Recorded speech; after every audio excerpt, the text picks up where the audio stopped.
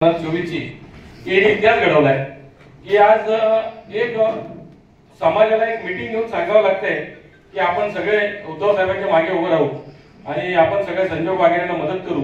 ही एक सगळ्यात मोठी इतिहास घडवणारी गोष्ट आहे आजची। आज जे तुम्ही सगळे एकत्र आलात ही इतिहास घडवणारी गोष्ट आहे।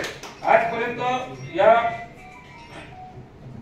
इतिहासामध्ये या आताची जी निवडणूक आहे ही दुसरं स्वातंत्र्य मिळवतोय आपण असं वाटतंय। याआधी आपण इंग्रजांविरुद्ध लढलो आणि स्वातंत्र्य मिळवलं, पण आताची निवडणूक आहे की आपण ह्या जे आज दंगली घडवण्याचं काम करतायत किंवा आपापसामध्ये वाद घालण्याचं काम करतायत आणि या हुकुमशाहीला घालवण्यासाठी आपण हे दुसरं स्वातंत्र्य मिळवतोय काय असं कुठेतरी या निवडणुकीत वाटतंय। आणि ही हुकुमशाही जर घालवायची असेल, हुकुमशाहीच्या विरुद्ध लढा द्यायचा असेल, आता मुलींनी सांगितलं की हुकुमशाही कशी असते।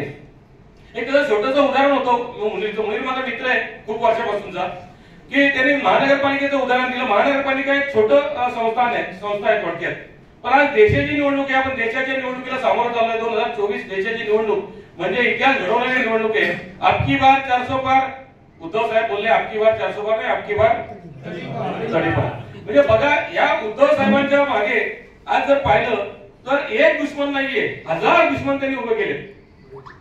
म्हणजे त्यांच्या पाठीत एकाने खंजीर खुपसला असताना पाठीमागून वार करणारे इतके निर्माण केले त्यांनी की ती पाठ रक्तबंबाळ झाली। पण ती पाठ रक्तबंबाळ जरी झाली असली तरी छत्रपती शिवरायांच्या मागे जे सुरक्षा रक्षकांचं कवच होतं त्यामध्ये मुस्लिम सरदार होता की ज्यांनी त्यांचं अंगरक्षकाचं काम केलं होतं। आणि आज मला त्याची जाणीव झाली की आताच्या उद्धव साहेबांच्या पाठीमागे जे सुरक्षा कवच उभं राहिले ते या तमाम हिंदुस्थान मधल्या भारतामधल्या सगळ्या मुस्लिम लोकांचा मी आभार मानेन की तुम्ही खरंच त्यांच्या सुरक्षा कवच आमच्यातले गद्दार होतील, पण तुम्ही सगळे एक येऊन ज्या वेळेला हे इतिहास घडवाल त्यावेळेला 2024 ची निवडणूक नक्कीच परिवर्तन घडेल। 400 पार नाही तर 200 पार पण होणार नाही। कालांतराने जर आपण बघू तर 4 जूनला होणारा जो निकाल आहे तो फार उलटा फिरलेला असेल। यांची ईव्हीएम जर यांनी चालवली नाही तर आपला निकाल हा पंतप्रधान आपला बसलेला असेल आणि ह्या मावळ लोकसभेचा उमेदवार संजय वाघेरे हा नक्कीच 4 लाख मतांनी इथे निवडून येईल एवढी मला एक ग्वाही वाटते।